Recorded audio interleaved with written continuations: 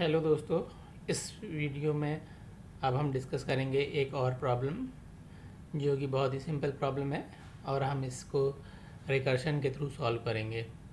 तो प्रॉब्लम है, इस प्रॉब्लम में हमें एक नंबर दिया हुआ होगा, natural number as a input parameter function में, और हमें उसका उस नंबर तक के सारे नेचुरल नंबर्स का सम निकालना होगा। तो हम इस तरीके से प्रॉब्लम स्टेटमेंट यहाँ पे डिफाइन कर सकते हैं कि given a number n, calculate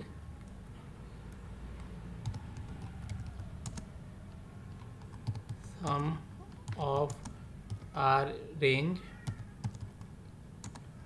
that is from 1 to n। तो ये हमारा प्रॉब्लम स्टेटमेंट है। तो अगर हम इसको फॉर लूप से देखें तो ये बहुत ही सिंपल प्रॉब्लम है। 1 से लूप स्टार्ट करो और अप टू n चलते जाओ और एक वेरिएबल में सारे के सारा सम लेते जाओ। तो ये एक सिंपल सॉल्यूशन है, बट हम इसमें इसको प्रॉब्लम को रिकर्सन के थ्रू सॉल्व करेंगे और इसमें हम एक नया किस्म का पैटर्न भी देखेंगे इस प्रॉब्लम में, जो कि हमने पुरानी दो प्रॉब्लम्स में नहीं देखा था। तो स्टार्ट करते हैं। फंक्शन सम, तो इसमें एक इनपुट पैरामीटर आएगा नंबर, ओके, और ये हमें रिटर्न करेगा एक नंबर जो कि सम होगा 1 to n नंबर्स तक का। तो बेसिकली हम इसमें क्या कर, जैसे हमारा फॉर लूप चलता था उसमें हम 1 से स्टार्ट करते थे और n पे ख़त्म कर देते थे। तो इसमें भी सेम ही कंडीशन है, लेकिन हम इसमें n से स्टार्ट करेंगे और 1 पे ख़त्म कर देंगे। तो जो हमारी टर्मिनेटिंग कंडीशन होगी वो 1 होगी। तो इसमें ऐसा समझ सकते हैं कि हम उल्टा चल रहे हैं एक हिसाब से। तो यहाँ पे जिसे हम जनरली बेस कंडीशन कहते हैं, बेस कंडीशन या एग्जिट कंडीशन वो लिखते हैं। तो इसमें हम जब 1 पे आ जाएंगे तो हम रिटर्न कर देंगे। तो लिखता हूँ मैं रिटर्न 1। कब हमें रिटर्न 1 करना है? जब n इज इक्वल टू 1 हो, क्योंकि ये एक ऐसी कंडीशन है जिसका हमें आंसर पता है पहले से ही। तो ये मैंने यहाँ पे को बेस की कंडीशन लिख दी। अब इसके पहले जैसे कि बहुत सारे वीडियोस आपको फिबोनाची, फैक्टोरियल इन पे मिलेंगे। तो जिस तरीके से हम फैक्टोरियल वाला जो जिस तरीके से चलता है, ये भी लगभग उसी का तरीके का कोड है। अब हम इसमें क्या करेंगे, जब n इज इक्वल टू 1 है तो हम 1 रिटर्न कर देंगे। लेकिन अगर n 1 से बड़ा है तो हमें उस कंडीशन में क्या करना है, तो जो n है उसमें उसको ऐड करना है और उसके बाद n-1 पे रिकर्सिव कॉल लगानी है। इस तरीके से देखिए, यहाँ पे हम इसे ऐसे लिख सकते हैं, n प्लस सम n-1। कोड बहुत ही सिंपल और स्ट्रेट फॉरवर्ड है और थोड़ा हमें रिकर्सन के लिए सोचने के लिए एक बेस बनाता है, क्योंकि कई बार हमारा ये पैटर्न जो है ये कि हम जो जिस करंट नंबर पे हम इसे चला रहे हैं उसको हम ऐड कर रहे हैं और उससे छोटे नंबर के लिए हम इसमें सम ऐड करते जा रहे हैं। तो ये इस तरीके से कोड चल रहा है। अगर हम इसको अब ड्राई रन करके देखें या हम एक इसका कॉल स्टैक देखें, फॉर एग्जांपल मैं n इज़ इक्वल टू 5 के लिए इसे चेक करता हूँ।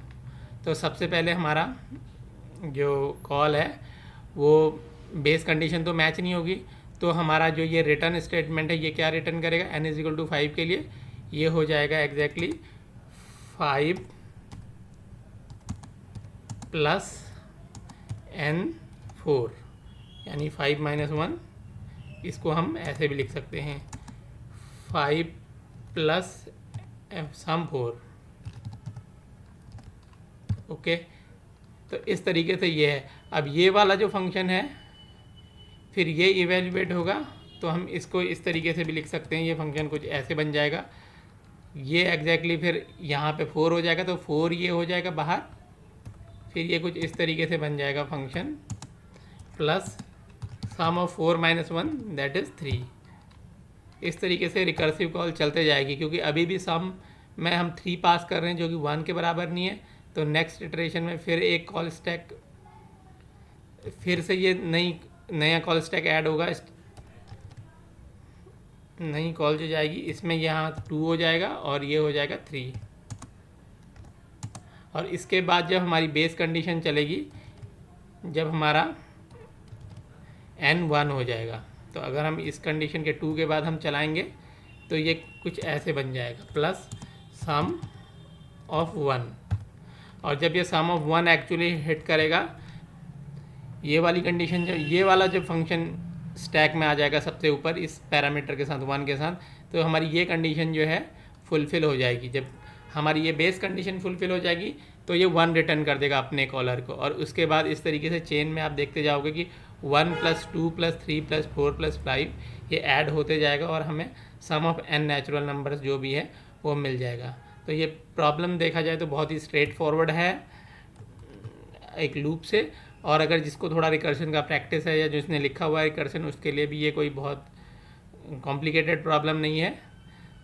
इसलिए लेकिन हमारे को अगर कॉन्सेप्ट बिल्ड करना है कि हाँ ऐसा भी कुछ होता है, तो ये एक बहुत कॉमन पैटर्न है जहाँ पे आप इस तरीके से कुछ पुराने किसी नंबर को जो करंट कॉल चल रही है उसमें नंबर उसको उठाएंगे और फिर एक पैरामीटर को इंक्रीज या डिक्रीज करके आप फिर से कॉल करेंगे और आपके पास एक एग्जिट कंडीशन होगी जिससे आप लास्ट में एग्जिट हो जाएंगे। तो ये एक थोड़ा सा जो पुराने में हमने डिस्कस किया था उसमें उससे थोड़ा सा अलग किस्म का एक पैटर्न है। अगर आपको कुछ इसमें समझ में नहीं आया हो या मुझे आपको लगता है कि कुछ एक्सप्लेनेशन में कमी रह गई है तो प्लीज़ आप कमेंट कीजिए और श्योरली मैं अगली वीडियो में कोशिश करूँगा कि आपको उससे कुछ वो जो आपके कमेंट्स हैं उनको मैं ऐड कर पाऊँ, उनको मैं एड्रेस कर पाऊँ अगली वीडियो में। और ये कोड जैसा कि पहले भी था, ये कोड डिस्क्रिप्शन में इसका लिंक है गिटहब पे। ये जावास्क्रिप्ट और जावा दोनों लैंग्वेजेस में अवेलेबल है। Thanks for watching.